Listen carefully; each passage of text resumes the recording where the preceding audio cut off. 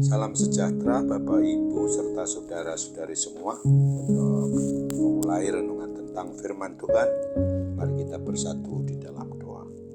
Tuhan Allah Bapa di surga yang melampaui segala akal, hati dan pikiran kami umat manusia, berfirmanlah kepada kami sebab kami bersedia untuk mendengar, dan oleh pertolongan Roh Kudus mampukan kami agar boleh melaksanakan hidup kami sesuai dengan kebenaran firman-Mu itu. Dalam nama Tuhan Yesus kami bermohon kepadamu. Amin. Sebagai nas renungan firman Tuhan pada hari ini diambil dari Yesaya 49 ayat 16 yang berbunyi demikian. Lihat, aku telah melukiskan engkau di telapak tanganku, tembok-tembokmu tetap di ruang mataku. Sebagai tema yang diangkat dari nas renungan kita adalah terlukis di telapak tangan Tuhan. Di dalam masa penciptaan umat manusia, Alkitab menyatakan bahwa Tuhan Allah membuat atau membentuk manusia itu dari debu tanah, dan kemudian Ia mengembuskan nafas hidup ke dalam hidungnya sehingga manusia menjadi makhluk yang hidup. Di sini ada dua tindakan Tuhan Allah Sang Pencipta, yaitu pertama, membuat dan membentuk manusia itu dari debu tanah, berarti menunjuk pada tindakan Tuhan menggunakan tangannya sendiri. Kedua, mengembuskan nafas hidup yang paralel dengan tindakannya menghembuskan firman-Nya.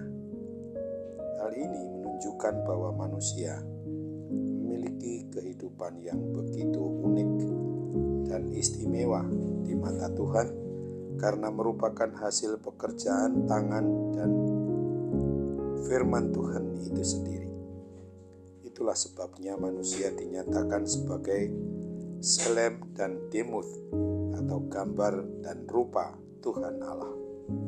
Melalui Nabi Yesaya, Tuhan mengungkapkan kepedulian dan perhatiannya begitu dalam terhadap umat-Nya, sekalipun mereka seringkali menyakiti, melukai, dan memberontak kepada Tuhan Allah Sang Pencipta, bahkan pemelihara hidup dan mati kita ini. Bahkan tindakan Tuhan yang selalu mau mengingat dan tidak melupakan umat-Nya digambarkan dengan sangat menarik. Aku telah melukiskan engkau di telapak tanganku. Berarti bahwa setiap kali Tuhan melihat telapak tangannya, Dia juga melihat tiap kehidupan dan pergumulan kita umat manusia ini. Sebagaimana melalui tangannya yang sejak semula mencipta dan membentuk manusia berasal dari debu tanah itu, Ia pun bersedia mengulurkan tangannya untuk menolong dan memulihkan keadaan kita bagaimanapun keberadaan kita di dunia ini.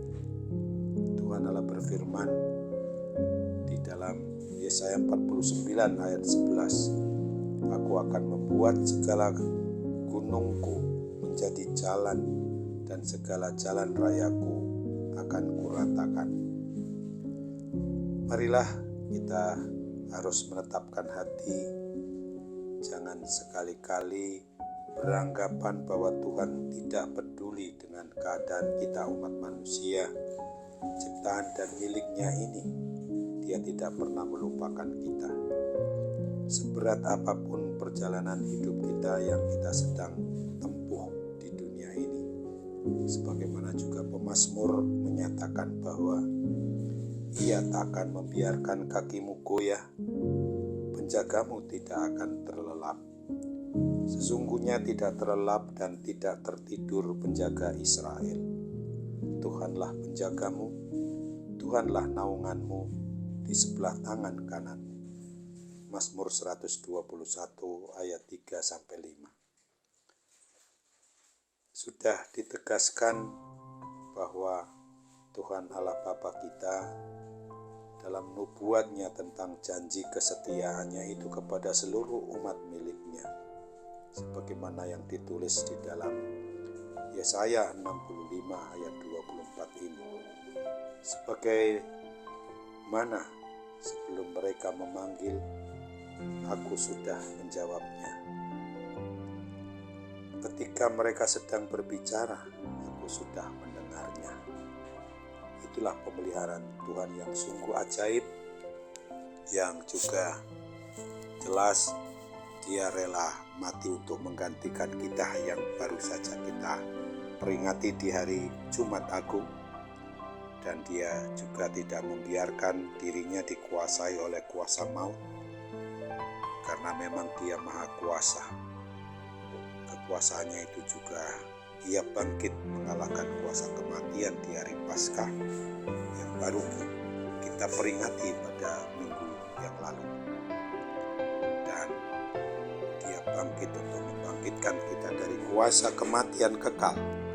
Untuk itu marilah kita sungguh-sungguh percaya, beriman kepadanya, dan melakukan apa yang berkenan di hati Tuhan. Apabila di saat ini kita mengalami ada banyak pergumulan karena hal-hal yang menyangkut persoalan hidup, pergumulan hidup itu sering juga mengganggu kesehatan kita secara badani, yang sudah dimulai juga menyangkut kesehatan secara rohani kita, yaitu dalam hubungan yang khusus antara kita sebagai ciptaan dan pemeliharaan Allah senantiasa ada pada kita. Dia tidak pernah meninggalkan kita itu.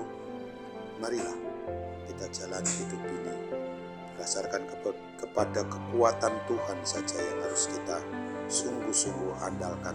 Dia tidak pernah tidur, Dia tidak pernah lalai di dalam menjagai, memeliharakan kita.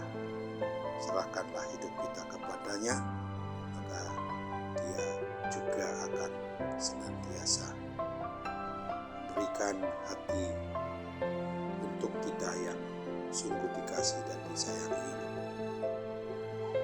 Mari kita kembali menyatakan hidup dengan rasa syukur dan terima kasih hanya kepada Tuhan Yesus. Amin. Mari kita berdoa. Bapa di surga, terima kasih untuk firman-Mu ini, dan mampukan kami untuk melaksanakan segala apa yang menjadi kehendak-Mu. Dalam nama Tuhan Yesus saja kami berdoa dan bersyukur. Amin.